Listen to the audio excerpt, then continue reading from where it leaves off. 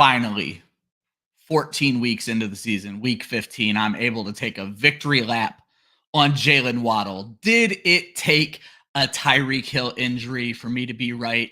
Absolutely. Do I care? Absolutely not. In the words of the late, great Andre Brower, vindication. Let's get into it.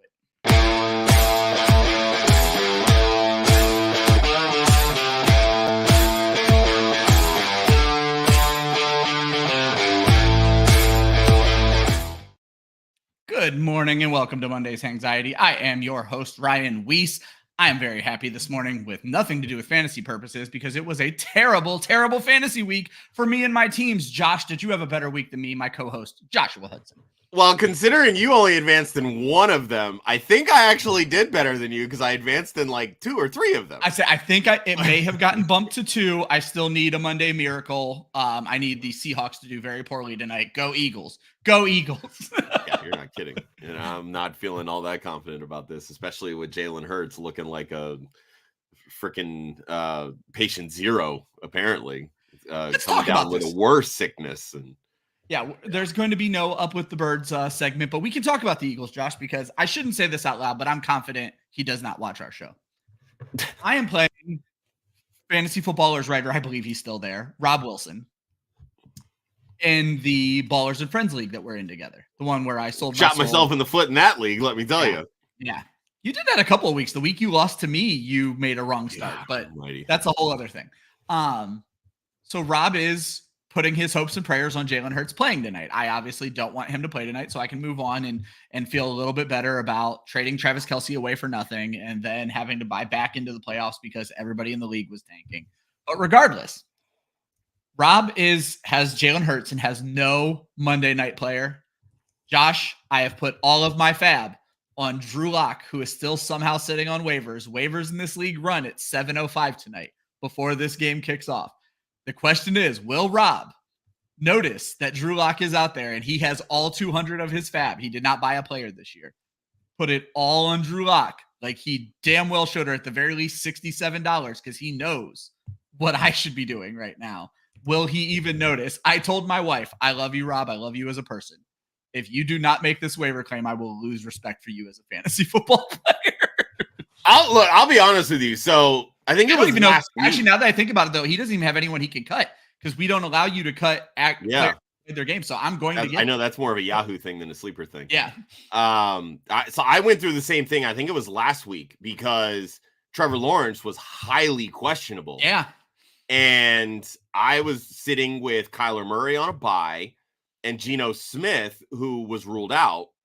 And I'm like, oh, crap.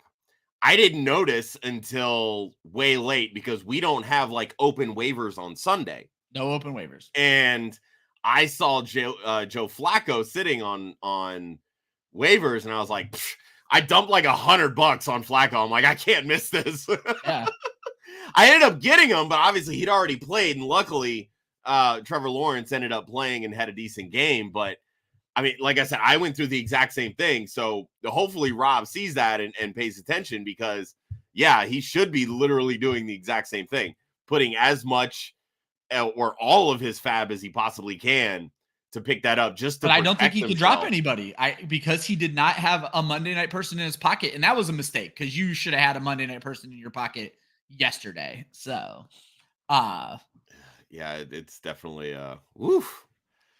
Well, anyway, I guess I'll take back my comment about losing respect for him. He just can't make the play now. I'm still going to make the play even though I don't need to, just so I can be like, yeah, bitch, got your quarterback.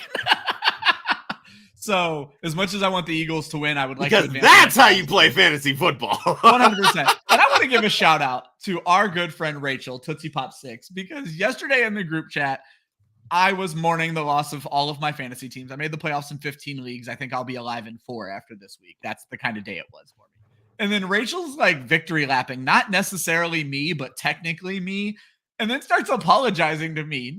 No, Rachel, that is not how we do this. You tell me how shitty I am. You tell me how much better I am. You tell me that you only lost in your IDP league because I give shitty advice. This is what it is all about. But I appreciate you, Rachel, for being so nice. Let's knock out just a few comments because we're having some fun over here.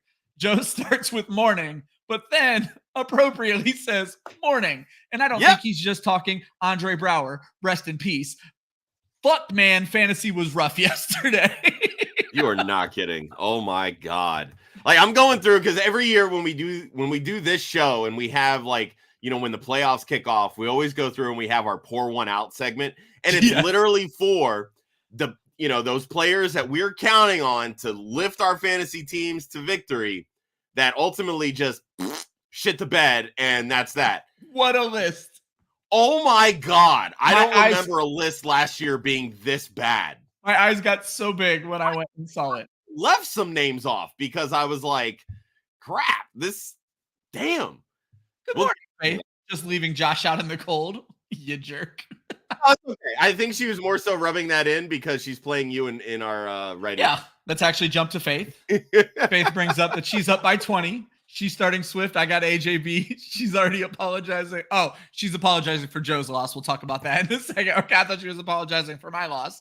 Absolutely fair and appropriate. Joe Ortiz on the bad end of sat Cook, sat Addison. Sitting Addison, I get. I would love to know, and hopefully we didn't tell you to sit Cook. We probably did. I would love to know what your options were on Cook. Nobody expected this from Cook. Josh sat Cook. So no, literally in that Ballers and Friends League sat both Jordan Addison and James Cook. You actually brought up Addison one so early in the day. Yeah. The Addison one made sense because A, that game was early, but B, my starting wide receivers, Brandon Ayuk, CeeDee Lamb, Tyreek Hill. Like, he wasn't going to start over either of those. Could I have played him in the flex? Sure. I had Bijan Robinson starting, Rachaad White starting. Yeah, that was great. And then for my two flex options, because I have both Trey McBride and Kelce, I've been rolling with two tight ends. So I started McBride. Interesting. And then I put Jerome Ford in. Okay. Which we're going to talk about the Browns game. Flipped that and put James Cook, everything probably would have been fine. But yeah, really kind of fucked myself there because Jesus Christ. Super weird. And then, of course, the late scratch with Tyreek Hill, my pivot becomes Demario Douglas. That was fun. Get a catch. I would have fought with you. I know we've been big on McBride and we don't bench McBride. I did in your exact situation, Josh. I have Kelce. I did bench McBride in a league. Unfortunately, not for the likes of James Cook, but I would have probably given you the right advice in that situation. At least I like to think so. Joe, our first Monday miracle of playoff 15. He needs 70 from AJB. I'm crossing my fingers for you, brother. Not just to beat Faith, just because if I get to see a 70-point performance tonight, kudos to all of us. Let's go. Yeah.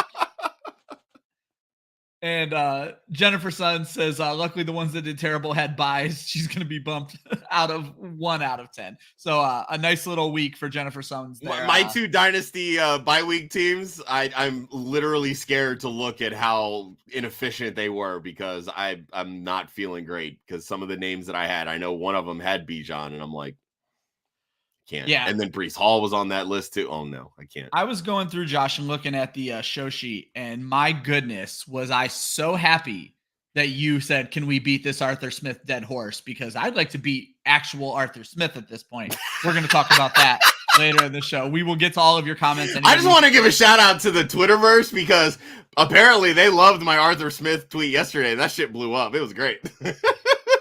And yet my varsity blues, Justin Herbert, let him coach the team tweet does shit. I am out here spitting comedic genius, but no, I loved it, Josh. You're doing great. 76,000 views, impressions on that. I'm like, let's go. Yeah. I shit on Arthur Smith, apparently. It's all it's going to take. Let's get into some of these scores, guys. If you've watched the show before, we will get into your comments throughout the show. If you need a Monday miracle, put it up on the screen. We'll tell you whether or not we think it's going to happen. We're going to go back to Thursday and probably an insane week, the most insane game of an insane week. 63-21, the Raiders win on Thursday. Big game for Raiders fans. That's all we can really say there. Chargers fans were down bad until they fired Brandon Staley, and now they're probably up. On Saturday, Bengals give us an exciting game, 27-24 in overtime over the Vikings. Colts handle business against the Steelers, 30-13. Gardner Minshew continues to ball. Lions take it to the Broncos, 42-17. Broncos fans big mad about an offensive offsides call that was very clearly offsides. I think they're getting confused where the guard and the center are in this picture. If you go look, it was very clearly offsides. and you lost by 25 points. So shut the fuck up about it. Saints 24, Giants 6, Browns. Pour one out for Darnell Mooney. Nobody started him, but he's got to be in his feelings today. 20-17, Darnell Mooney kicks a Hail Mary into the Browns players' hands to seal the matchup. Panthers and Falcons fans punished this week, 9-7. Bijan Robinson owners obviously punished this week. Baker fucking Mayfield, 34, Packers 20 in Lambeau. Baker Mayfield with a perfect QBR game. Shout out to Baker Mayfield. Dolphins 30, Jets nothing. Holy shit, what a game that was. Chiefs 27, Patriots 17. Travis Kelce got shut down just like we expected. Titans pull out a great game, Texans pull out a great game against the Titans, 19-16 in overtime. 49ers cannot stop scoring points. They probably just put up another touchdown, 45-29 against the Cardinals. Rams 28, Commanders 20 in a game that was not great for Sam Howell, and Jacoby Brissett came in and actually looked better, but Sam Howell was named the starter for next week. And another game that was not great for fantasy purposes, especially for those who have rode the Dallas Cowboys into the playoffs this year. Buffalo Bills 31, Cowboys 10, an absolutely ugly performance. First half of last night's game looked like it was going to be real bad. Ravens turned it on in the second half, 23-7 over Jacksonville in Jacksonville. Josh, before I get into the injuries, you got any big takeaways from those games? We'll talk a little bit later about the Jets, because I think that was probably, outside of the Dallas game, the most embarrassing. I was fully expecting one of either the Niners or the Cowboys to kind of have like a very disappointing game this week, as sort of like, coming off of the high. It happened for Dallas, and let's not sugarcoat this. San Francisco started a little slow. Yeah, Arizona stayed in it for the first half. Well, two huge runs. Obviously, the Amari DiMercado was at the end of the game, but James Conner breaks a huge run on them, and then DiMercado does it again. I'm not saying it's a bad thing. I'm not saying they were playing with their full heart, but I am saying I think the Cardinals showed the 49ers something they need to work on before we get into playoff football, because playoff football is running the ball and getting slow. You can't have guys breaking 60-yard runs on you, especially not 7th-round pick Amari DiMercado. No, and I will say on the Raiders, Antonio Pierce needs to be their head coach going forward. 100%. If you should do it right now. Yeah, you can. Well, they still have to go through the, the hiring process and all of that, but you can smite them all you want for only for literally scoring 0 points 2 weeks ago. But an interim head coach doesn't bounce back from something like that on a short week for 63 points. That's the mark of a really good head coach that understands, you know what? I have to get these guys ready. And he came out and got those guys ready. The anti-Brandon Staley, if you will. No shit. Okay, let's go back, by the way. Let's go back to, you're going to fire Brandon Staley. Thank goodness. But you are going to promote, I think it's your linebackers coach to interim head coach, the guy who nobody's heard of. And your defense fucking sucks. And that is why you're firing Brandon Staley. And this is who you give the keys to this to? I mean, I understand it doesn't matter. And maybe you're just seeing if this kid has anything for his future career. Giff Smith or whatever the fuck his name is. I am upset by this choice in interim head coach. I mean, has Kellen Moore done anything to show that he could do it? But let's be clear. If you're looking at your own coaching staff, Kellen Moore is your choice for head coach. And I'm not saying anybody on that team deserves it. Clearly nobody does. Is Kellen Moore gone as well, you think? Is this going to be a whole okay. Absolutely. What the hell has that offense done this year? Nothing. Yeah. That offense has done nothing this year. 100%. They're wasting Justin Herbert. They've wasted Keenan Allen and they've wasted. Well, I wouldn't say they've wasted Keenan Allen. Keenan Allen's been a baller this year, but that's what I'm saying. They're wasting one of the best performances. Austin Eckler. Certainly. Awful. Yeah, Kellen Moore clearly got a little bit too much credit for what Dak Prescott was doing in Dallas, plain and simple. All right. Injuries. They were not great. Jamar Chase, AC joint sprain. Michael Pittman, concussion. I believe, Josh, if I'm correct, nope. One player has played after a concussion, maybe two this year. Played the next week, which is not great. That was a brutal hit. Yeah. Oh, that was absolutely brutal. Absolutely rock. Gardner Minshew deserves a fine for that one. Zach Moss hurt his arm. I did read for something that's going to come up later in the show. X-rays came back negative on Moss. Zach Wilson hurt his head, and I'm certain more ways than one. Travis Kelce hurt his arm. I don't think Kelce looks right. I don't know what's going on there, but I watched a lot of that game, and I've watched Travis Kelce intently for many, many years. I don't think he looks right. Will Levis, Rap Sheet's reporting it's a sprained ankle. Jaden Reed hurt his toe. I think he actually had turf toe coming into the game, but they thought he was going to be able to play through it. Hunter Henry with a knee injury. Keaton Mitchell with a real big knee injury, reportedly season ending. And Trevor Lawrence entered concussion protocol after the game.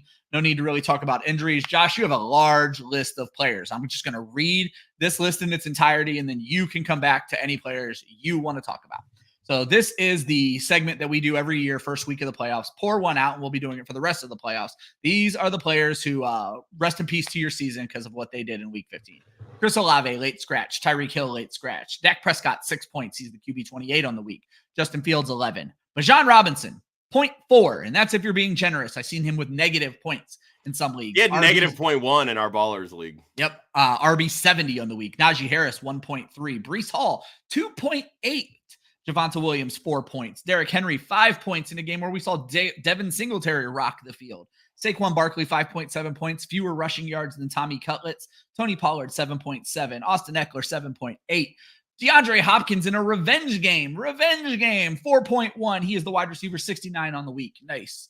Drake London, 4.4 points. That was a rainy game. I don't fault Drake London. You shouldn't have started him in that game. Garrett Wilson, 5.9. I do fault him, and I fault the Jets for wasting Garrett Wilson. Brandon Ayuk, 6.7 points. He's the 48th wide receiver on the week.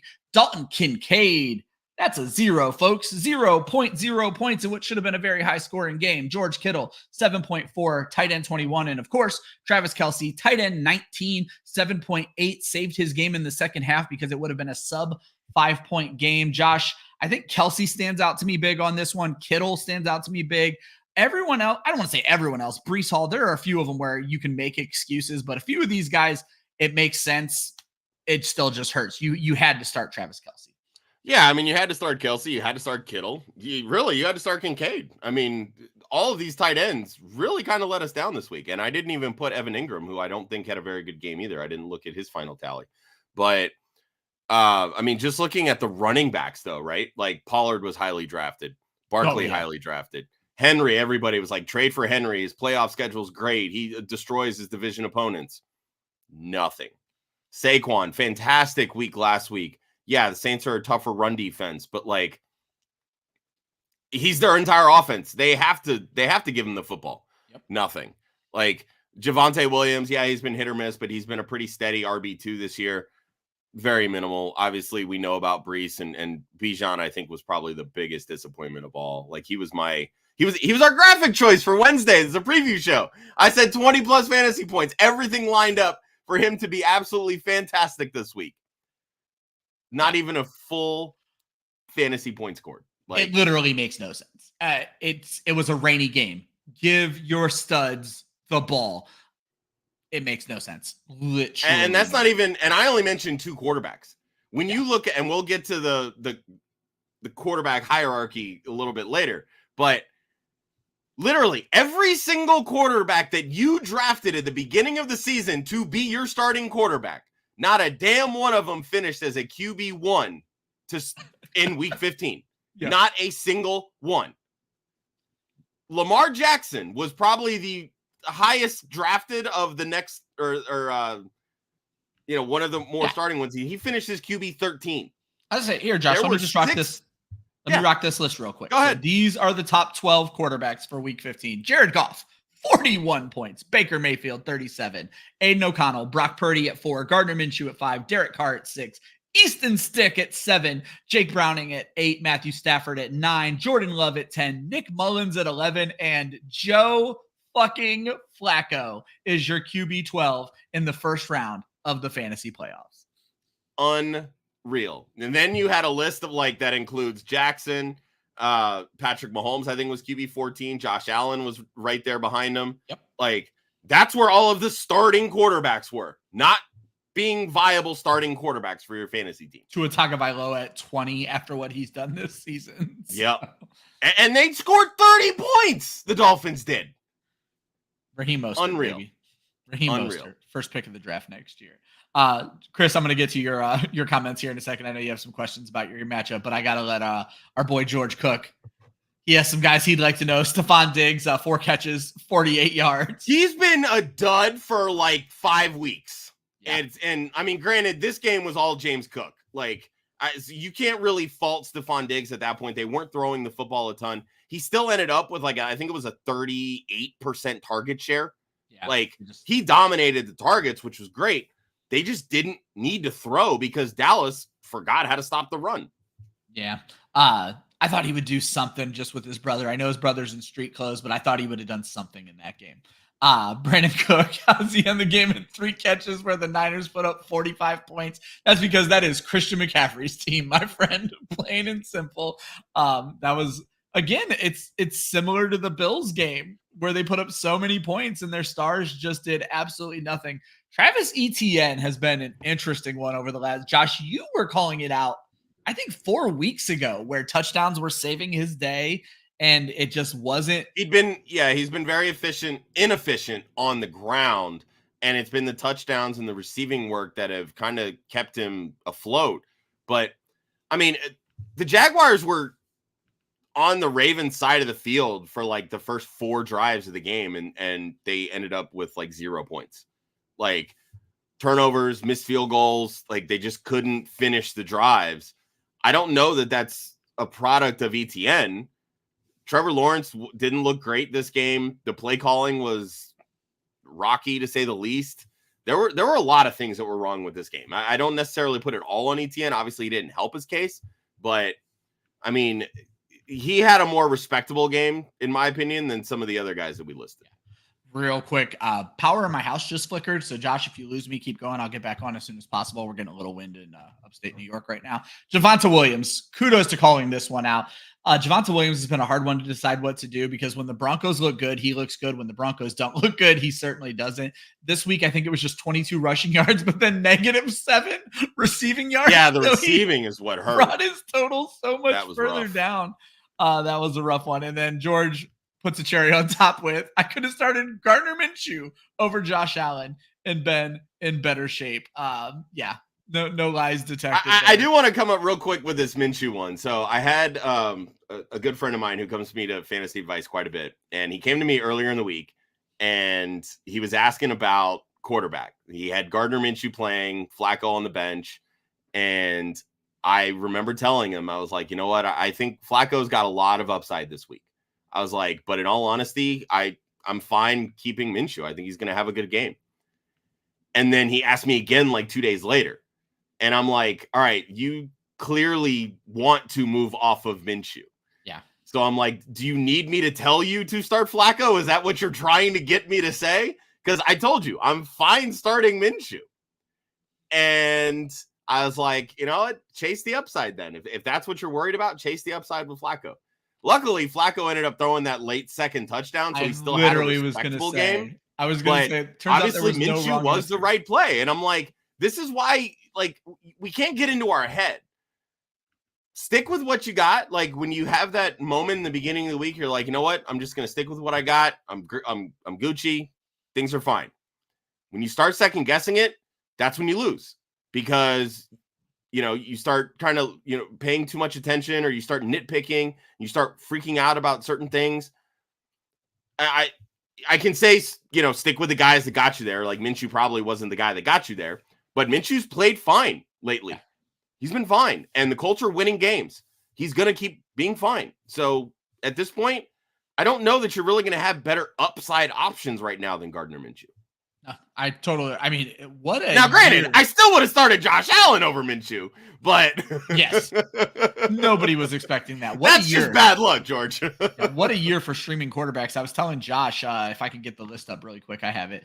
My 5 picks for my stream of the week this week were Matt Stafford, Jake Browning, Will Levis, Baker Mayfield, Gardner Minshew. It's a good week to be streaming if it was the first round of the playoffs and you lost Justin Herbert. What a lifesaver that was for everybody. All right, let's go backwards here a little bit. So back to Monday Miracles, not really Monday Miracles, but Chris's opponent has Jalen Hurts in Dynasty. He grabbed Mariota and Drew Lock before anybody could notice. Wonderful play, go, Chris. That is the game theory. But Chris has a lineup question for us for next week. Kelce or McBride, or do we just jam both in the flex? Josh, you're dealing with that situation yourself in leagues. Well, I'm getting bounced from that one, so it's not okay. So it doesn't matter. Right now, I don't know how you can sit Trey McBride. Yeah. Like, I mean, targets are insane. When you look at what he has done, I think he had 14 targets this past week. He had 10 catches, 102 yards. Hollywood Brown, big old goose egg.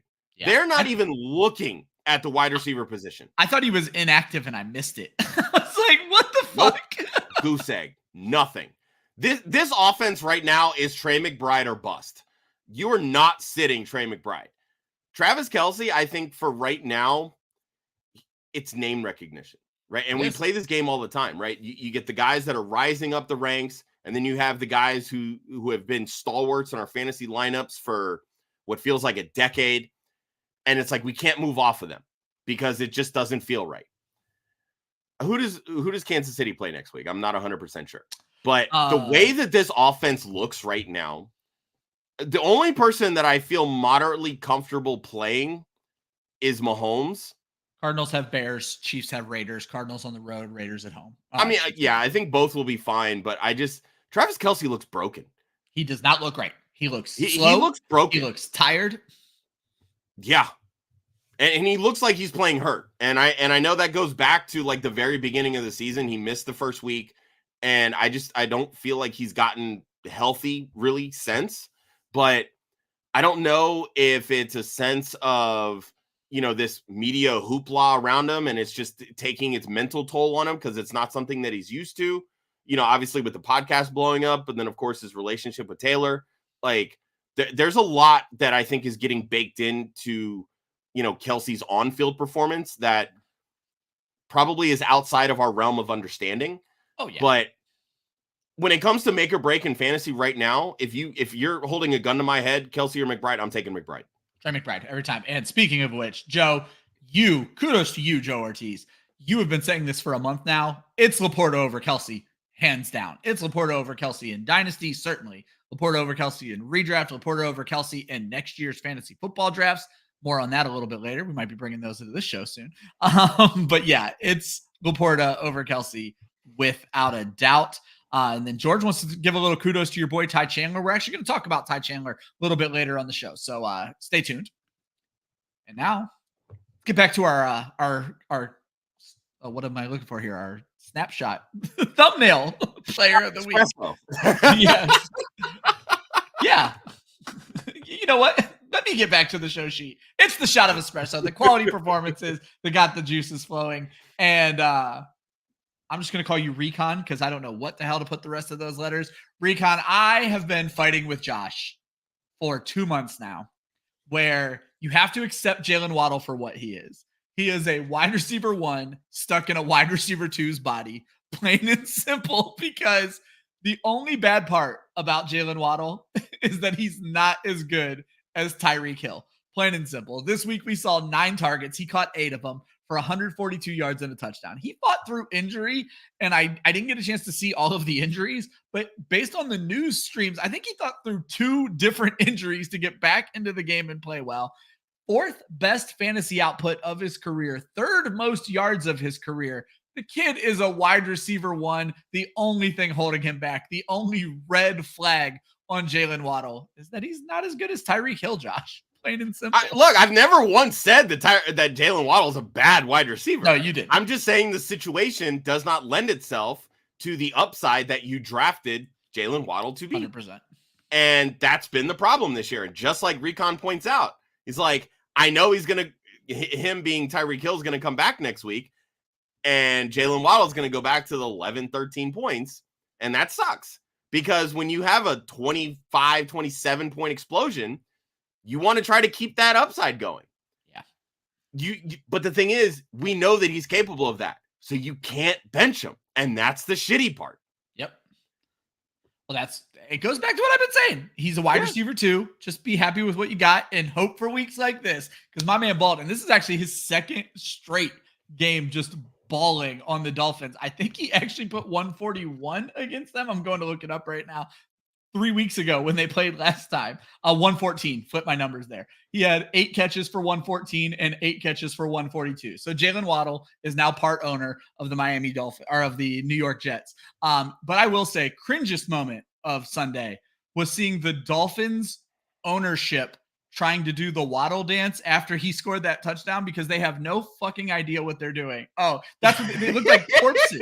It was awful, and I would rather have never ever seen that. That was fantastic. Josh, you also have some big performances that got absolutely. I mean, we got to start with the freaking Detroit Lions offense. Like, where's this been the last couple weeks? I mean, they got the train rolling, right? Like, Jared Goff, 5 touchdowns, 41 plus fantasy points and 6 point per passing touchdowns scoring. Like, I mean, he's absolutely. It was fantastic this week. Absolutely fantastic. Sam LaPorta, 5 catches, 3 of them for touchdowns. The tight end 1 on the week. Jahmyr Gibbs over 100 total yards, 2 touchdowns, 1 through the air, 1 on the ground. Amon-Ra St. Brown, the wide receiver 6 on the week. 1, caught himself a touchdown. Where's David Montgomery though? What the fuck, dude? Come on. What the hell? It's clear this is Jahmyr Gibbs' team now. It is fun for the first half of the season. This offense is so explosive, and for as steady and reliable as David Montgomery is, he does not have that level of explosion. When you look at what Jameson Williams can do, when you look at what Jahmyr Gibbs can do, when you look at what Sam LaPorta can do, and even Amon-Ra St. Brown, David Montgomery pales in comparison. He's going to be the guy that's just going to grind out the tough yards, which is exactly what Jamal Williams did last year. Yep. And Jahmyr Gibbs is just better than what they ever thought DeAndre Swift was. I love that we're mad about a guy who averaged 5 yards per carry because the other guy averaged 9 yards per carry. Exactly. Step your game up, Monty. Goddamn. Be best, man. What the fuck? Do better. Yeah. But no, you're absolutely right. This is an offense that is out there to score on you in any given play, and that's not David Montgomery's game. When they get stopped within the 5, it's all hail David Montgomery. But right now, that's just not the game they're playing. Yep. Hopefully, maybe they can put this together on the road. Just throwing that out there. Be interesting. It'd be nice. Next up, though, I want to give a shout out. Backup quarterbacks. This is the year of the backup. And it's interesting to say the least. I mentioned it a little bit earlier. 6 of the top 12 fantasy quarterbacks in week 15 are backups. You have Jake Browning, Easton Stick, Gardner Minshew, Joe Flacco, to name 4 of them. Like, where is this coming from? Because this has me questioning quite a few things, and I'm going to go on a large rant right now with regards to Robert Saleh and the New York Jets. Because if Shane Steichen can bring in a backup quarterback and still keep his offense humming, if Zach Taylor with the Bengals can bring in a backup quarterback and not miss a beat and actually perform better, because Joe Burrow really hasn't been great this year. No, he has not. You have this all-world defense that you talked about in Hard Knocks in the offseason being better than the 85 Bears. The moment that Aaron Rodgers went down, why did you just throw in the towel for the 2023 season? Yeah, Michael. Sorry, buddy. Yeah. I know you're a Jets fan. I say our resident Jets fan. I haven't heard you from a while, Michael. You tuned in at the perfect time. Yeah, like this is not how you keep your job. Plain and simple. Like I like Robert Saleh. I think he can be. I definitely think he's a very good defensive coordinator. I like him as a head coach just from a motivational perspective. Yeah. This whole Nathaniel Hackett experiment, he is not a good coordinator. What the fuck? Like, after what we saw in Denver, why was that the move you had to make? They made that move so quick. Because it brought them Aaron Rodgers. Okay. And this is the same reason that Adam Gase got a head coaching job. Because Peyton Manning said, you know what? I liked him as my coordinator.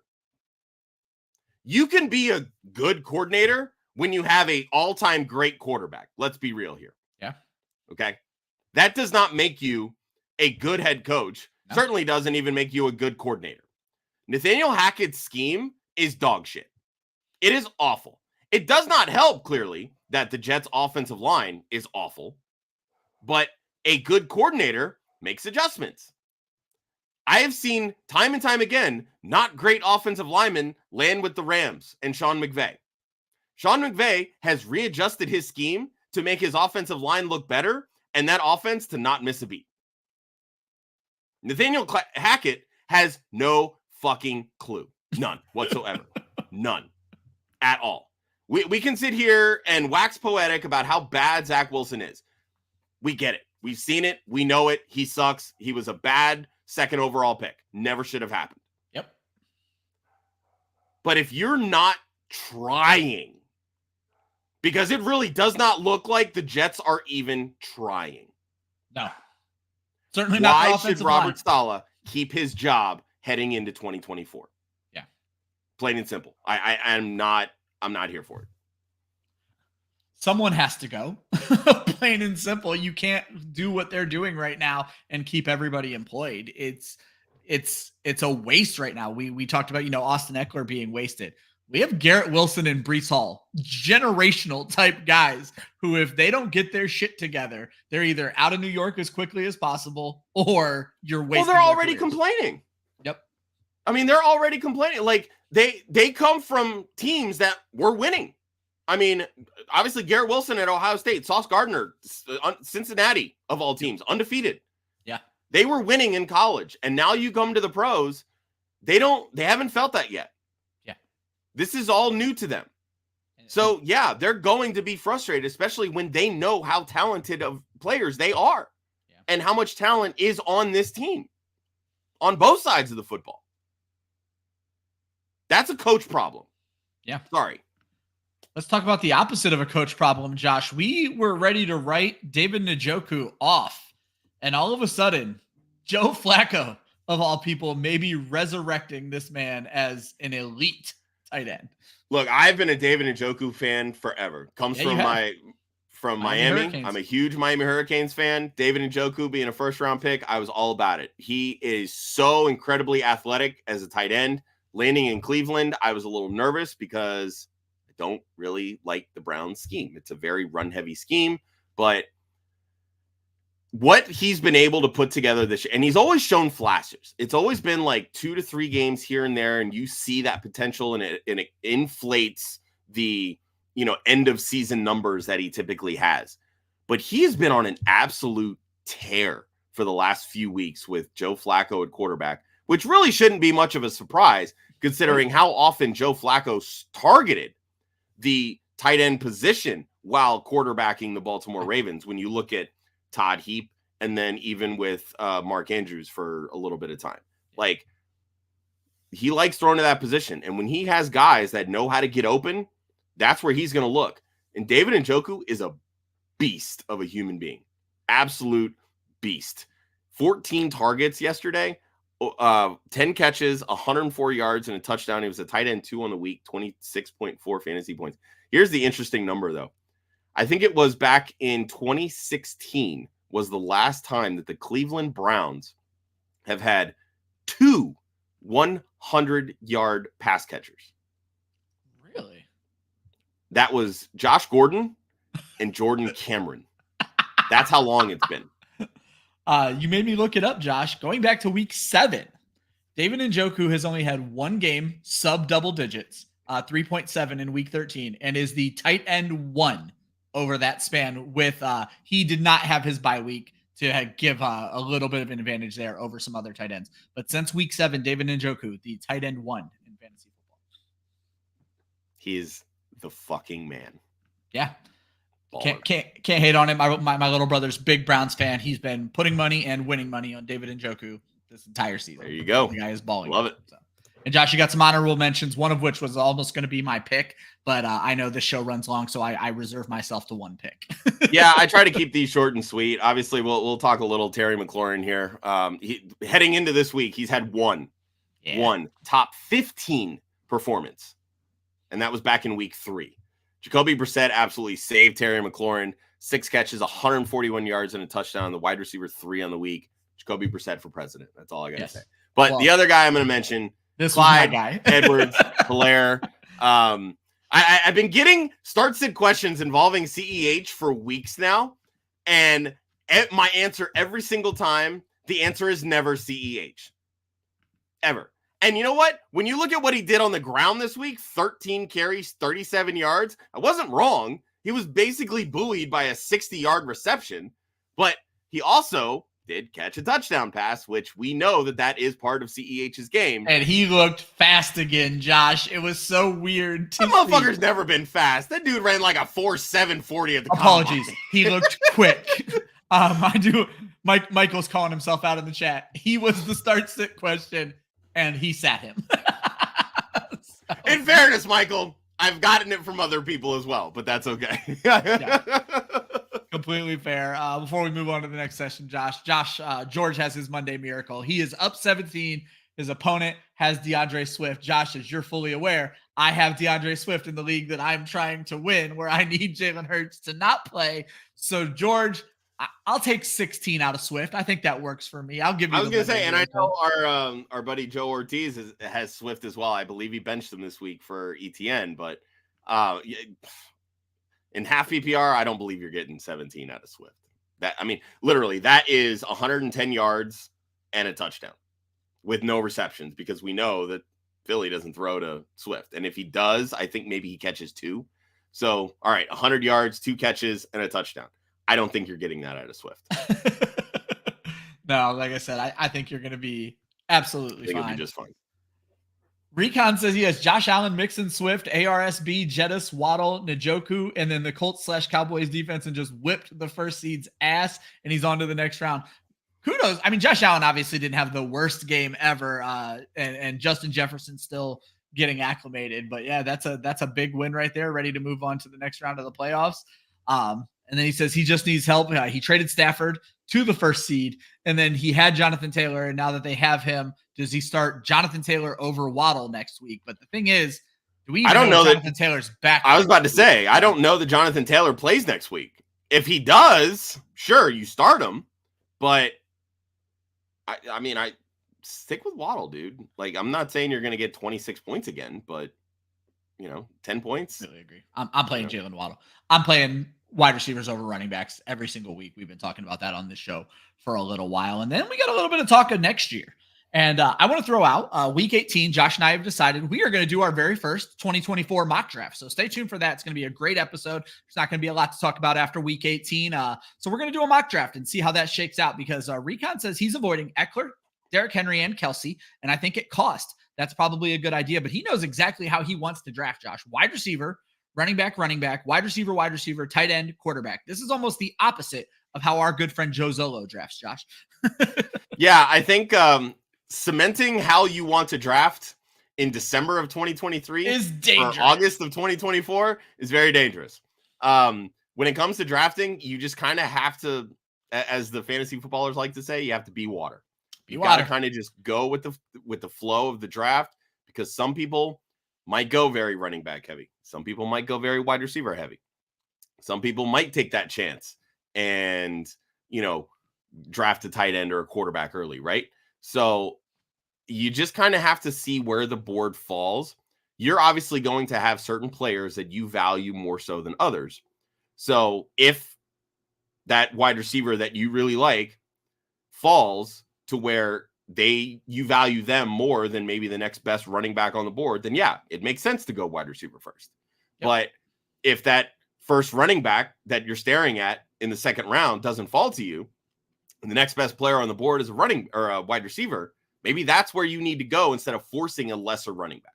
That's exactly what I was. I'm with you. I'm with you on fading Derrick Henry. I've been off his bandwagon for a few years, honestly, and it's kind of burned me. But Travis Kelce, I'm not out on, but I will say he's still going to be pretty expensive. I would venture to guess that he's probably going to be a top 3 drafted tight end. And with the way that some of these younger tight ends this year have kind of shown what ability they have, there's a good chance that Travis Kelce probably falls to the tight end 6-7 range next year. Let me throw this to you, Josh. Does Travis Kelce falling out of the first round, because he has to, does Travis Kelce falling out of the first round create a vacuum where the fantasy world automatically pivots and we see Sam LaPorta a high second, late first round pick because people want the next Travis Kelce? I disagree with that sentiment. Okay. And the reason being is because when you look at what Travis Kelce did last year and how vastly large that gap was between the tight end 1 and the tight end 2, that's what pushed him into round 1. Okay. Because he created a positional advantage that no other position had. And you're going to see the same thing with Christian McCaffrey next year. When you look at how great Raheem Mostert has been, Christian McCaffrey still has scored like 50 some odd fantasy points or more than the RB2, which is Raheem Mostert. There is a positional advantage by going Christian McCaffrey at 101 100%. Versus taking, CeeDee Lamb, Justin Jefferson, a Jamar Chase, a Tyreek Hill, a wide receiver. 100%. So that's like, it's the course correction, right? We've seen Travis Kelce land in the first round in other years, and it's because of that positional advantage at the tight end position. There is none of that this year going into 2024 because of the ascension of TJ Hawkinson and Sam LaPorta, the upside that Trey McBride and Dalton Kincaid and even David Njoku have presented. Yeah, I like it. And then such an interesting flip from last year where we were really pondering if the 3 elite quarterbacks, Mahomes, Allen, and Jalen Hurts, were going to make quarterbacks more valuable. Now, all of a sudden, nobody wants to draft a quarterback. I'm going to be real interested to see where quarterbacks start to fall in your semi-casual drafts. I think in casual drafts, you're still going to see quarterbacks go way too early, Josh. But George says he's not going to waste picks on a top 5 quarterback. They're rarely worth the draft capital next year. Well, and again, it goes back to this is the course correction, right? Heading into this year, this draft, it was you have to grab one of the top guys because Josh Allen, Patrick Mahomes, Jalen Hurts, they created such an advantage at the quarterback position because they were head and shoulders above everybody else. As we've seen this year, those guys have taken a bit of a step back, even though Josh Allen is still the QB1 on the year and Jalen Hurts is the QB2. But that gap has narrowed.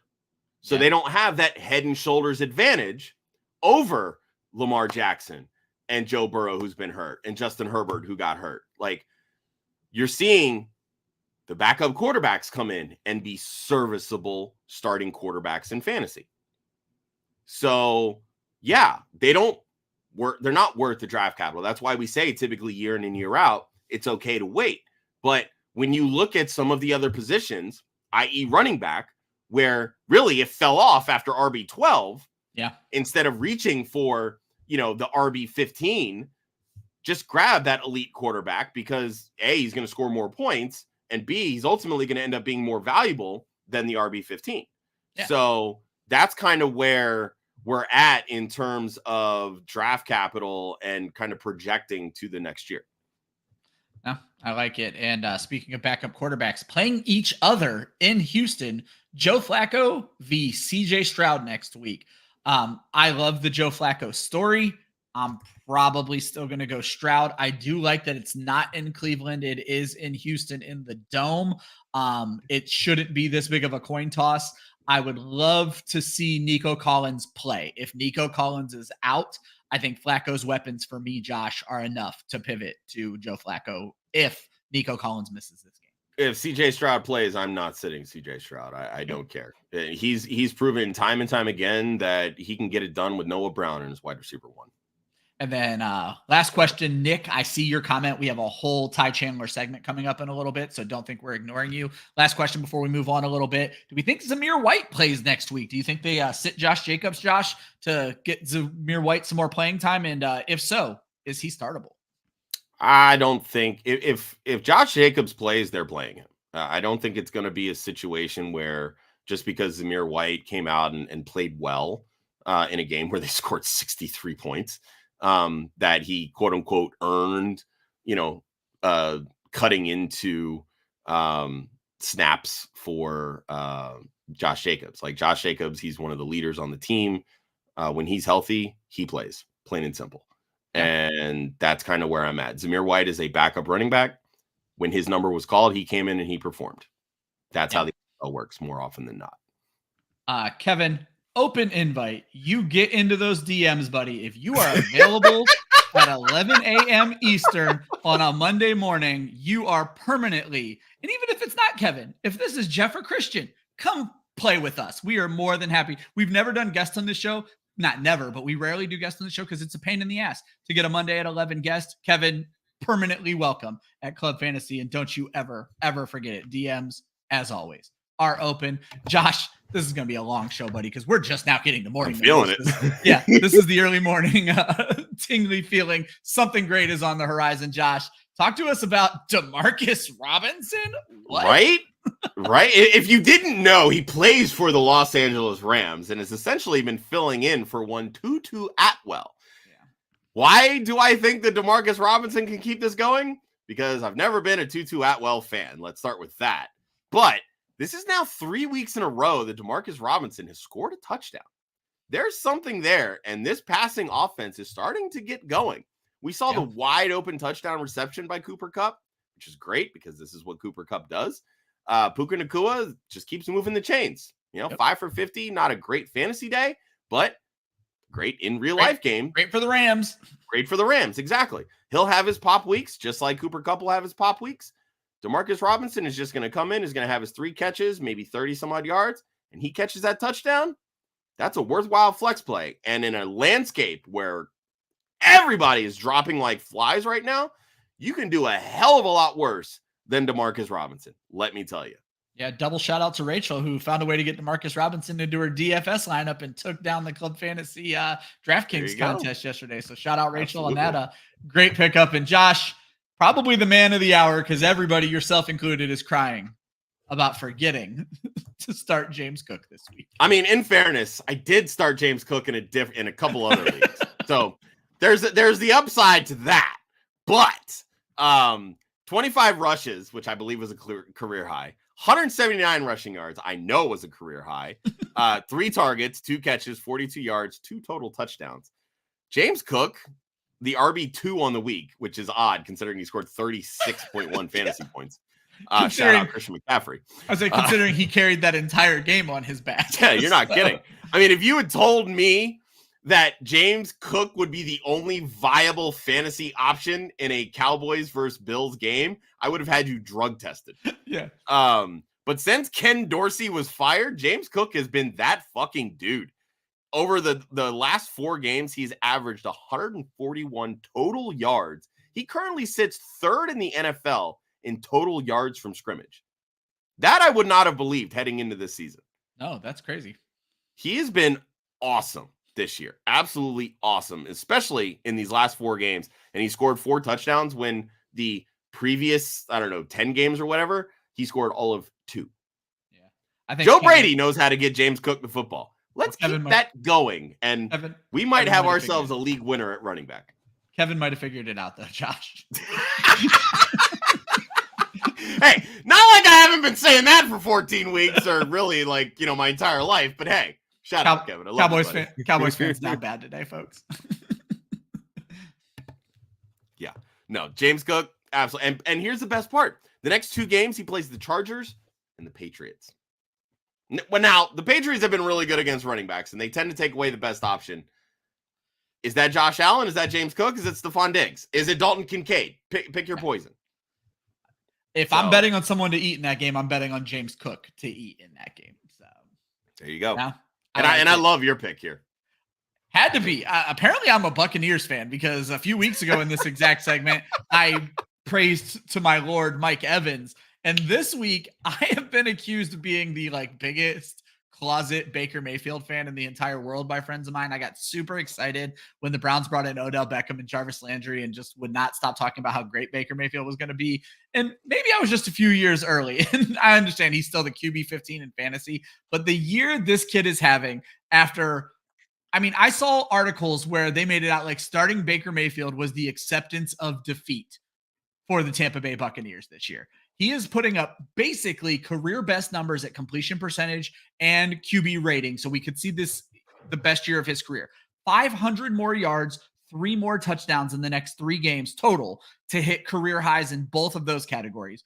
20 more fantasy points to have the best fantasy season of his career. And I would like to point out that the Tampa Bay Buccaneers are 7-7 with the division lead, and they only won 8 games with Tom Brady last year. With 3 games to go, 2 out of 3 means Baker Mayfield outperformed albeit 48-year-old Tom Brady or whatever the fuck he is.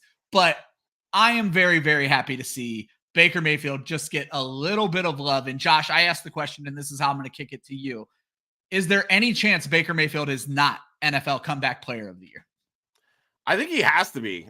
Going into this season, I was pretty dead set that it was going to be DeMar Hamlin. The guy literally died on it. Oh, yeah. If we had a lot of money, we would put a lot of money. Back in uniform, right? Yeah. But he's largely been inactive for most of the Bills' games this season. So I don't know that, I think it still warrants at least consideration. Because again, he died on a football field because he's alive. Is back in uniform and on an NFL team and has played some this season. So, the sympathetic individual in me would definitely love to see that. But when you look at what Baker Mayfield went through last year, being traded to the Panthers, ultimately getting released, then going and bringing the Rams back on 2 days with the team to win a Thursday night game, and largely being awful last year. He did not look good in a lot of different places. Yeah. With really good coaches. Sean McVay is a pretty damn good coach. And outside of that one game, Baker was not great for the Rams. Yeah. And Baker's been that dude this year. Still turns the ball over. He's still Baker, sure. Yep. Still Baker. But people left the Bucs for dead the moment that Tom Brady retired, which, great. Like you mentioned, Tom Brady didn't even do great things with this team last year. No, they threw the football, I think, 750 times because they had to. They had no running game. And for the first half of the season, they still didn't have a running game. Rachaad White was just running into brick walls and still kind of is. But they've been able to get him so much more involved in the passing game that he's looked like a very viable running back. And we've talked about this ad nauseum. Rachaad White is a top 5 fantasy running back this year, largely because he's played every single game. The best availability. His availability, right? So, but yeah, hats off to Baker Mayfield. He's doing the thing with the Bucs and living outside the Tampa Bay area. They're singing his praises. It would not shock me if he comes back on, even if it's like a 2 or 3 year deal, largely front loaded. But they're not going to be in a position to draft the franchise quarterback. So at that point, pay Baker. Give him a Geno Smith type contract. Speaking of which, front loaded, not exactly front loaded, but shout out to Joe Flacco making 75 G's every time he wins a game. There you go. Contract incentive right there. So I love that. Josh, you came up with a new segment. It's a great segment, and it is the reason I've been telling everyone just give us a second on Ty Chandler, and we are calling it cocktail or mocktail. We are looking for a buzz. Is this player going to be real moving forward? And Josh, let's get it started. Let me get these comments up on the screen with Ty Chandler. So George mentioned earlier, Ty Chandler, the GOAT. He hopes Madison's out again next week so he can sneak into round 2 of the playoffs. And Nick Sanitaire over on, Josh knows who it is, over on Facebook. Does Chandler get 80% of the carries even if Alexander Madison returns? So the name of this game is cocktail or mocktail. Cocktail means they're legit. Mocktail means we're moving on. And Josh, we didn't have to go far to get our first disagreement of the show. Yeah, right. Not only, 58 minutes in. No, to me, he's a mocktail. Look, he looked fantastic. I don't want to downgrade his performance at all. He looked absolutely fantastic. He looked electric. The moment that he touched the ball, it was like he shot out of a cannon. And that's what Ty Chandler is. He's that efficient backup running back, right? He's going to come in. He's got fresh legs. He can do his thing. The one thing that Minnesota has shown us throughout this entire season, Alexander Mattison is their starting running back. If Alexander Mattison plays, he's going to see the bulk of the touches. I don't know that it's going to be 80% of the carries. I don't know that it's going to be 60%. I don't even know that it's going to be 50%. But he's going to be the guy that sees most of the touches. When they initially had Ty Chandler as the backup, Alexander Mattison was still doing his thing. They brought in Cam Akers. Alexander Mattison was still getting the bulk of the work. Wasn't great work, but every once in a while he fell into the end zone. This is why I'm not a full believer in Ty Chandler, but it's all predicated on whether or not Alexander Mattison plays. If he comes back, I believe it's a concussion that he's out from. So if he plays next week, which if he missed this week, I would like to think that he'll be back after just 1 week missing, then again, it's going to be the Alexander Mattison show, even if it's only 55% of the carries. Yeah, for me, Chandler will get valuable touches, sure, but they're going to be much more limited. And that's not going to breed a ton of fantasy success to me. I'm just going to verify if it's a concussion for Matt. Plus, when you look at their last couple games, they play Detroit next week, who's had one of the better run defenses in the NFL. Since week 10, they're the 8th best against fantasy running backs. And then you have Green Bay in championship week, which Green Bay has not been great against running backs. Since week 10, they've allowed the 7th most fantasy points to running backs. So if there's opportunity for Chandler, it's championship week. But if you're relying on him to get you to championship week, that might be where the problem lies. So I don't disagree with you. The schedule is what I'm playing into. And again, Josh, you know how I love to hedge. If you're expecting 23 carry Ty Chandler with Mattison healthy, you are going to be disappointed. But the fact that Ty Chandler can score from seemingly anywhere on the field, we have seen now 2 games.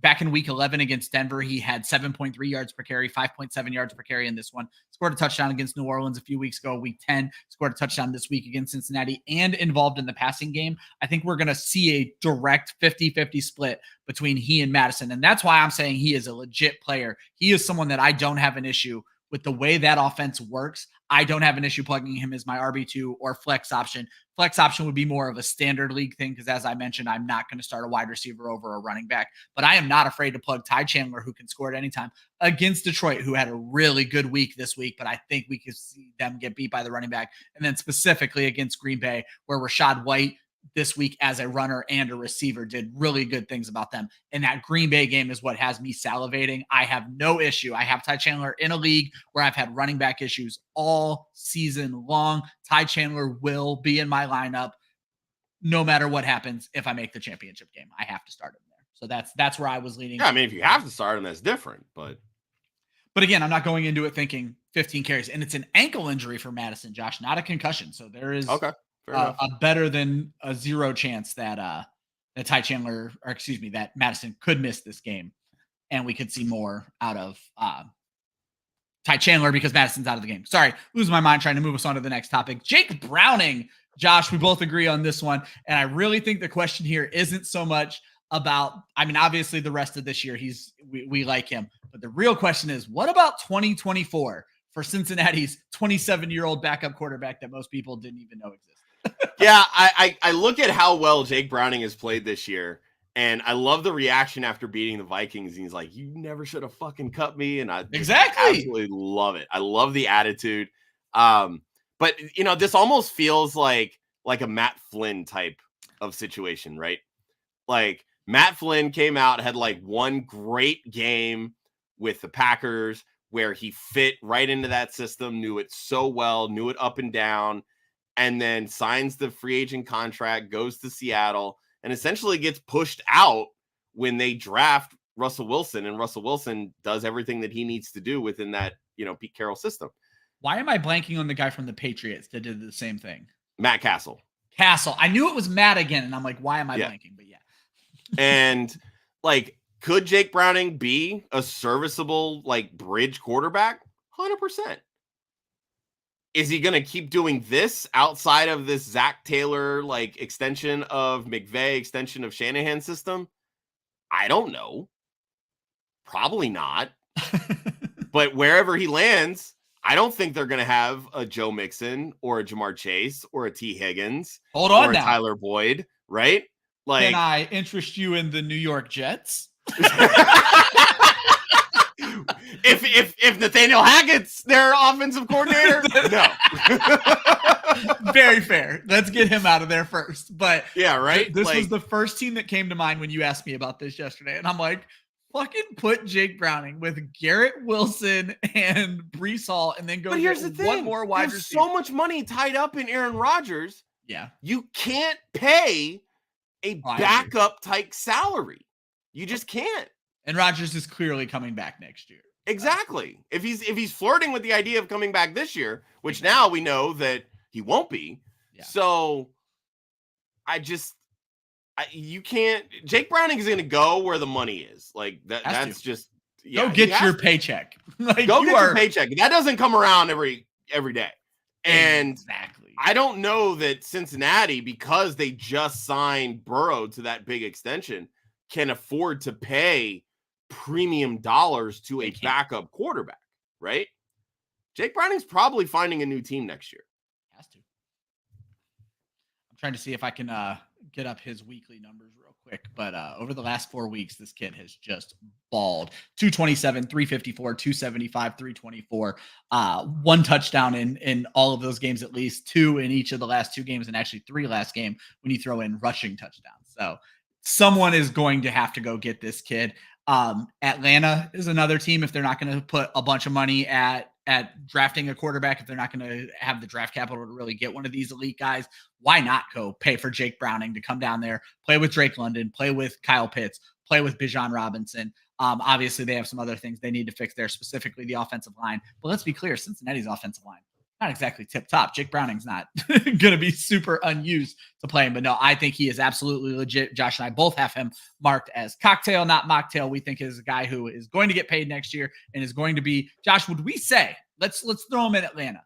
Is Jake Browning a viable weekly streaming type option in Atlanta early on in the season next year? Who's the quarter or who's the head coach?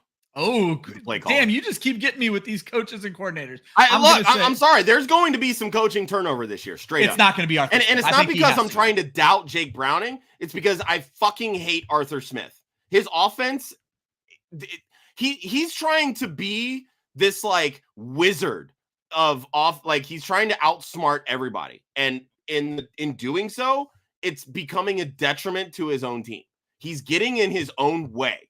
Look, if he benched Bijan because of a fumble, okay, I guess I kind of sort of get it, but there's legitimately no reason why you spend an 8th overall draft pick on a running back to only give him 8 touches in a game when you are fighting for a playoff spot. I think it was Matthew Berry on Football Night in America last night said something is not right here, because either Bijan Robinson is not better than Cordero Patterson and Tyler Algier, and you should have never used the 8th pick on him, or he's a generational talent and you're just not using him properly. So there's no in between. There's legitimately no in between. Arthur Smith is a fucking idiot, plain and simple. So dumb.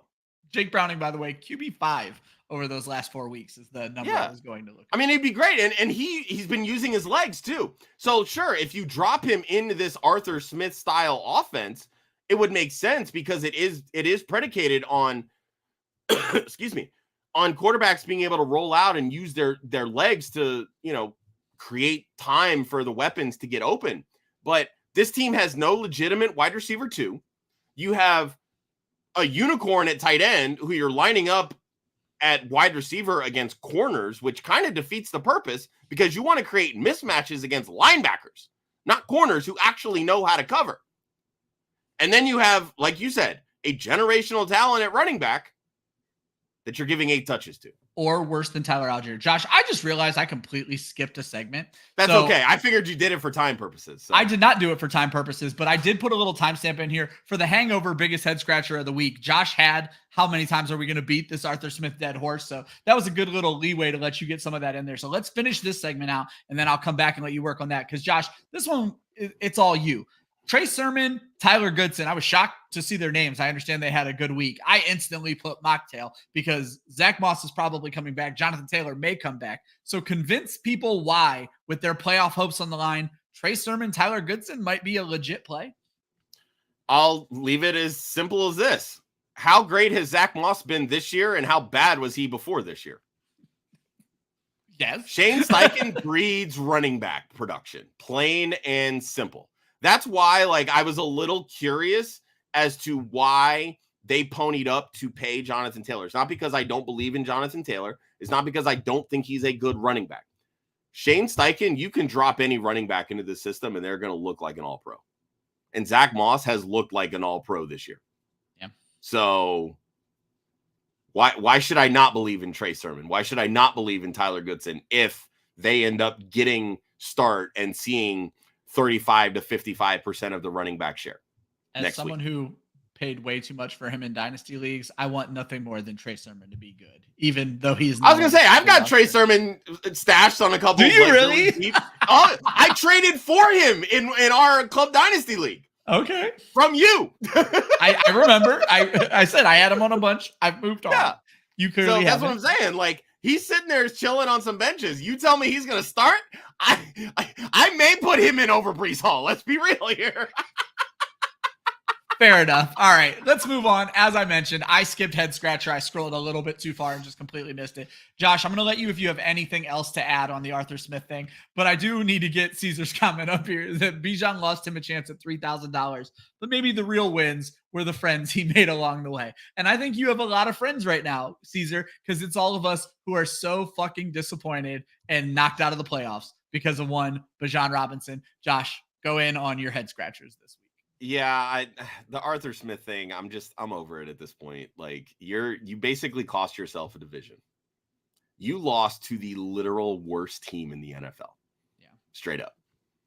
And you did it by scoring 7 points when you have spent the last 3 drafts spending top 10 picks on offensive talent. What are we doing? You can sit here and you can tell me all you want that the quarterback is the problem, that you don't have an actual quarterback. You beat the drum for Desmond Ridder. Yep. You didn't make a play for Lamar Jackson. You haven't picked up the phone, or maybe you will, to Chicago and be like, hey, you want to maybe get Justin Fields down here because you guys have the first overall pick? Something, anything. There's been no desire to upgrade that quarterback position, or at least attempt to upgrade the quarterback position, in my opinion, because Taylor Heineke ain't it. He's a gunslinger, sure. He'll try to get your weapons involved, but your play calling doesn't allow to get the weapons involved. So what the fuck? He's also 30, which caught me off guard when I was doing my dynasty rankings. I did not realize how old that kid was. Yeah. So you can blame the quarterback all you want. This is an Arthur Smith problem. Yep. And if Arthur Blank and whoever the GM is, I can't remember their name, doesn't see that by the end of the season, he basically outsmarted himself in this game and is single-handedly keeping the Atlanta Falcons out of the playoffs. Because that defense, everything that they did to get this defense better, they tore it down. They had all the salary cap issues. They cleared all the cap space. They brought in Jesse Bates, who has played at an all-pro level this year. They brought in Calais Campbell. They brought in other pieces to fit this new scheme, and they have been lights out. They've been great against the run. They've been great all around. AJ Terrell has taken a step forward as a corner in this league.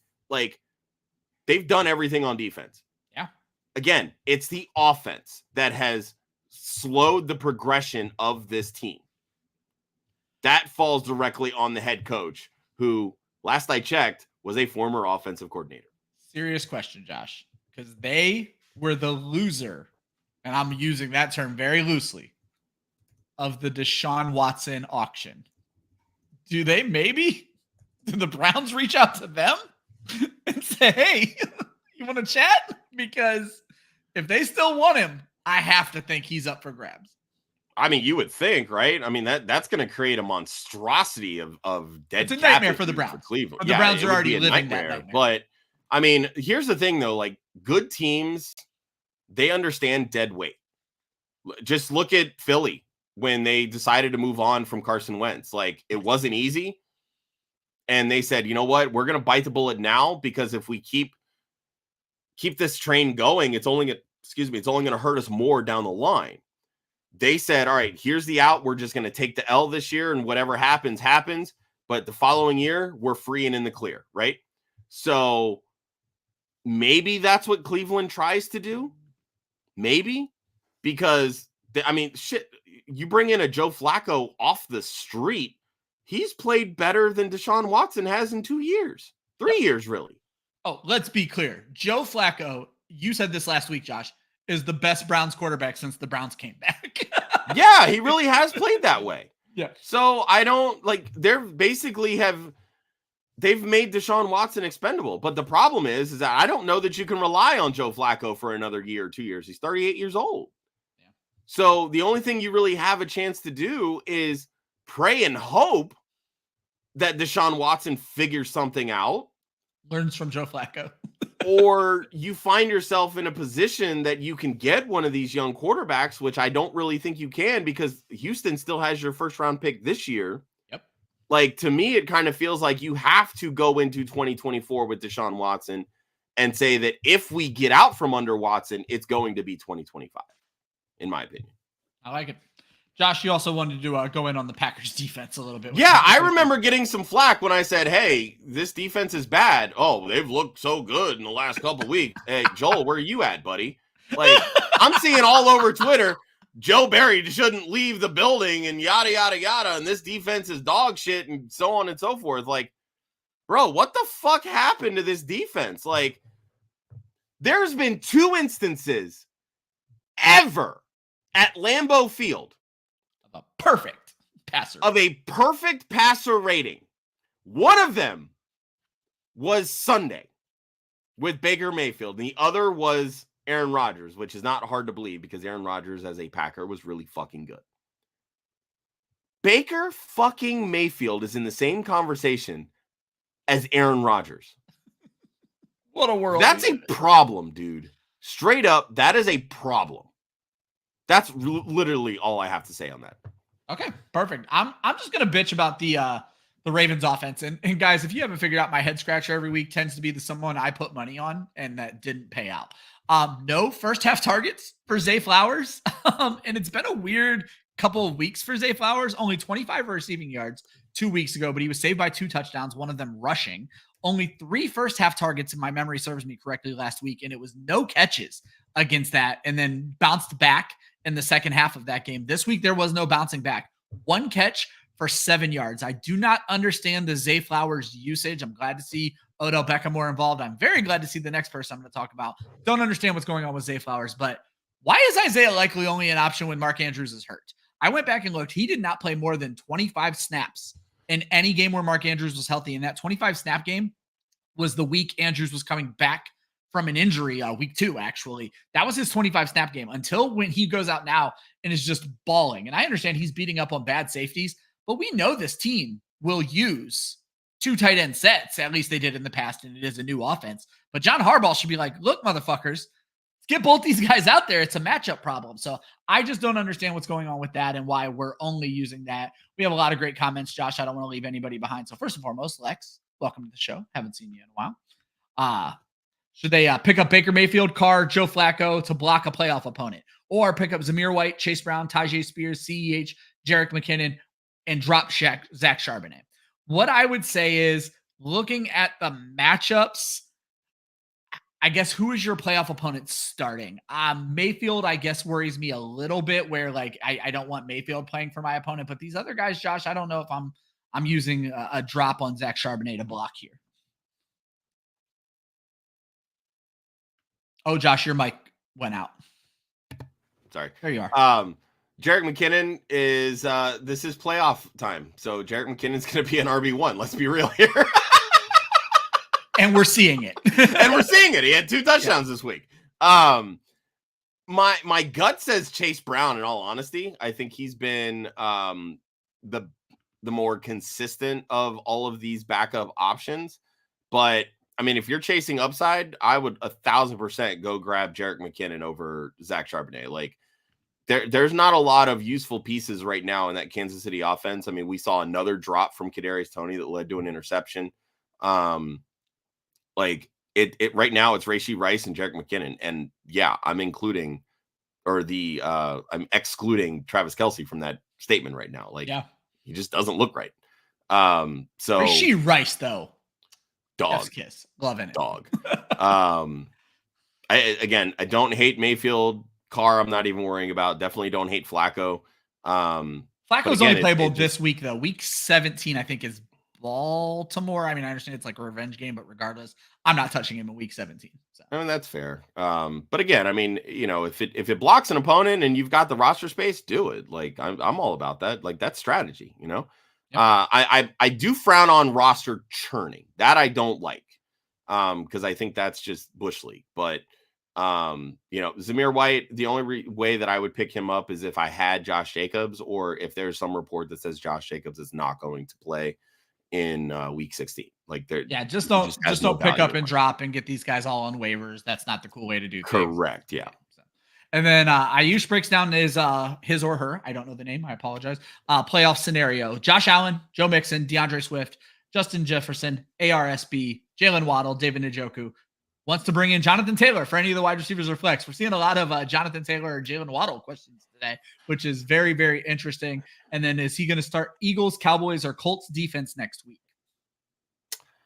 I mean, if Jonathan Taylor plays, I would put him in over Swift, if I'm being honest. Keep the wide receivers as is. Joe Mixon seeing enough volume that, you know, he's viable as an RB2. Swift is really a flex with RB2 upside at this point because he doesn't score touchdowns. And right now he's not catching passes. We know the upside with Jonathan Taylor. So again, if he plays, and that is a big question mark, I believe he's missed the last 3 weeks. And I think that was kind of the timetable, 2 to 3 weeks. So there's a chance that he does come back this week, but I haven't really heard much about that. In terms of the defense, Cowboys defense is still going to have the most upside because of the pick sixes, right? Yep. And that's really what you want. The problem is they're at Miami in week 16. And as we have seen just this past week, Dallas on the road, not a good football team. Yep. Not and great this on the is road. The tough part. This is the tough part of their schedule. The Eagles have already had their tough part of the schedule. Problem is, their defense fucking sucks. So it really may not matter that we play the Giants this week. So that's what I was going to say is I want to see the Eagles tonight, specifically if it happens to be Drew Lock. I feel like Eagles against a Drew Lock-led Seattle team makes me feel good about the Eagles against the Giants. Otherwise, especially with the change in play caller. Yep. Doing the old flipperoo from Sean Desai to Matt Patricia, which does not have me very confident. But let's be clear here, Josh. You mentioned the pick sixes for the Cowboys. I believe the Colts have the second most defensive touchdowns in the NFL right now, and they are taking on the Atlanta Falcons. So I think out of this group, I'm probably just going Colts right away. I was going to say, Ayush, that guy right there, he's your defensive guy. So go listen to Ryan. But no, I do like that. And then Ayush, real quick here, Josh throws out his playoff opponent, T-Law, Bijan, James Cook, Keenan, CD, Jake Ferguson, Chris Godwin. Other guy is the third seat with, I believe, I don't know, HFA. What am I missing? I'm guessing it's just the you're projected to win by 10 points. So do they have a chance? He said the entire fantasy group is preying on his downfall because it is his first year playing fantasy football with high school friends and is out here dominating the league. So let's go. Yeah, I was going to say is let's start with looking at that lineup. You absolutely have a chance. You just need James Cook not to carry that entire team on his back again. Otherwise, I'm going to be honest, looking at your lineup versus this lineup, I think you kind of run away with this thing. I'm not real worried about it. Yeah, so. T-Law's been inconsistent. Bijan is dying at the hands of Arthur Smith. Keenan obviously was out. I don't know if that continues, but again, you're banking on Easton Stick.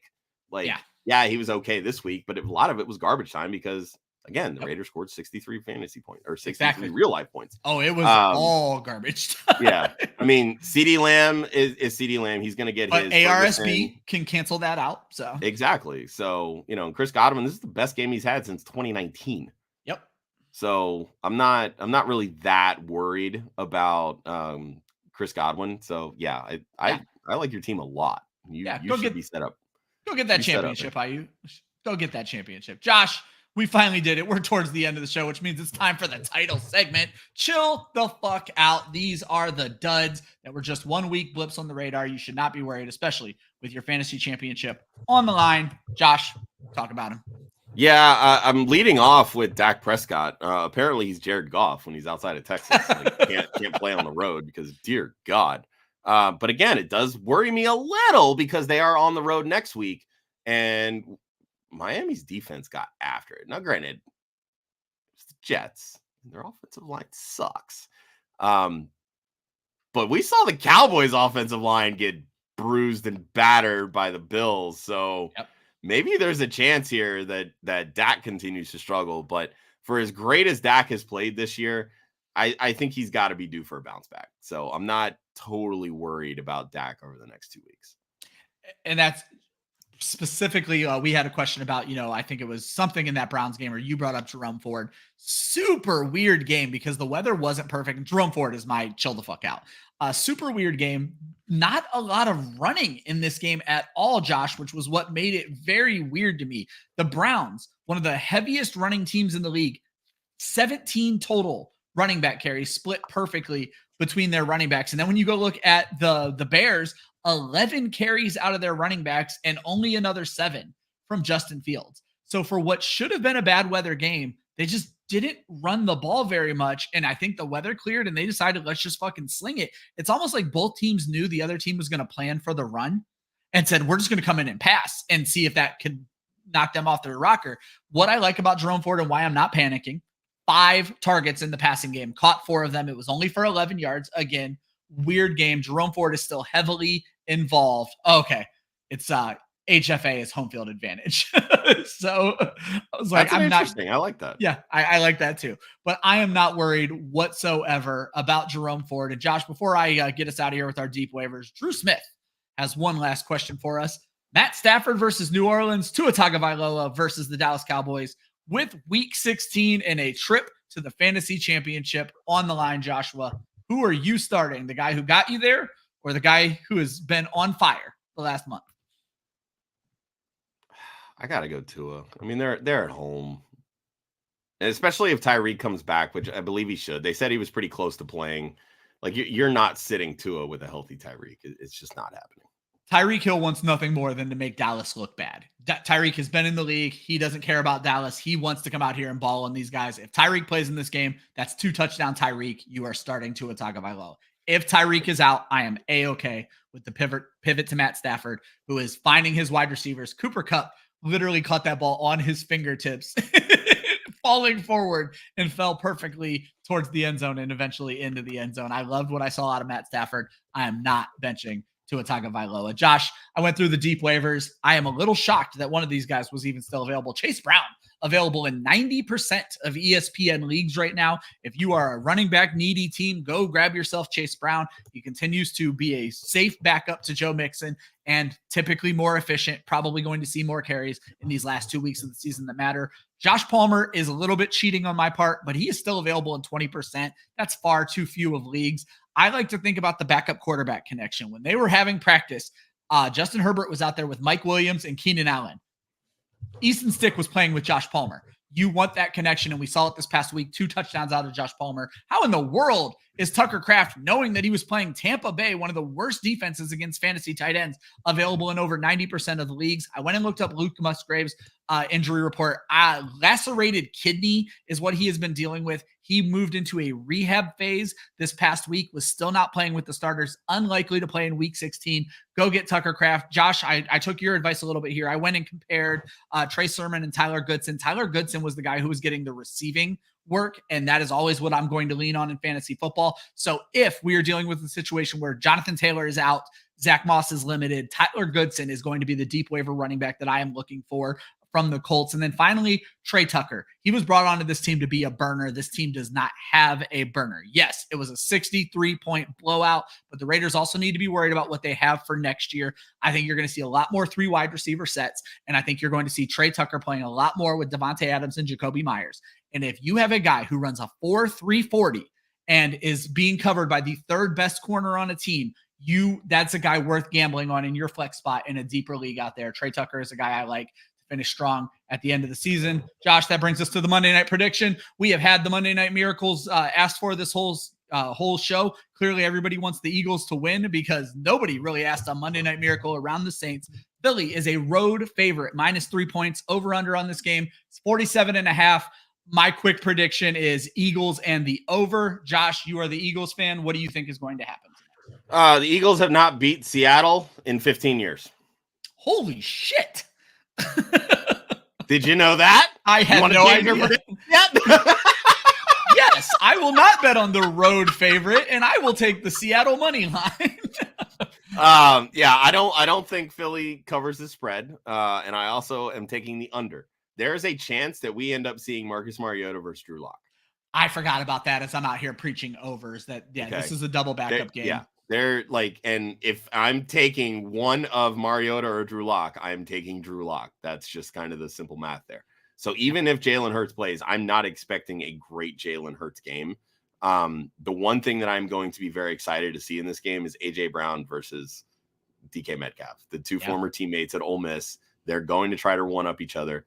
DK Metcalf has 2 career games against Philly with over 160 receiving yards. He has absolutely dominated us. And keep in mind, we do not have Darius Slay, who, despite our maligned secondary, is the best option in said maligned secondary. We do have the switch in play callers with Matt Patricia coming down on the sideline and relaying plays in, which, again, you can sit here and say that Matt Patricia is a good defensive mind. I will gladly say that Matt Patricia was a benefit of Bill Belichick. And the last time that we saw Matt Patricia doing anything, it was calling offensive plays, which still to this day makes zero fucking sense to me. Yeah, I'm not in love with this game. This is a big yikes all in all. And I feel like if we win this game, it's probably going to be on the leg of Jake Elliott. All right, Josh, I'm going to throw one last over under on you before we get out of here. Before halftime, after halftime, do we see the yoked picture of AJ Brown and DK Metcalf from college where they both that'll be in the pregame. So Josh is taking the under before halftime. I agree. I'll take the under before the start of the game. You kidding me? Get ready to see some Ole Miss wide receivers with no shirts on and feel questionable about your manhood. Guys, that is Monday's Hangxiety. Thank you so much for riding with us with 90 minutes. This has been a fantastic show. Lots of new names. We appreciate if you hit subscribe. I need to get Josh to work, so I'm just going to say follow Club Fantasy at Club Fantasy FFL. Website is clubfantasyffl.com. Thank you guys so much for tuning in. I hope your Monday miracles come true. I hope to see you next week for the semifinals of the fantasy playoffs. Have a good day. Deuces.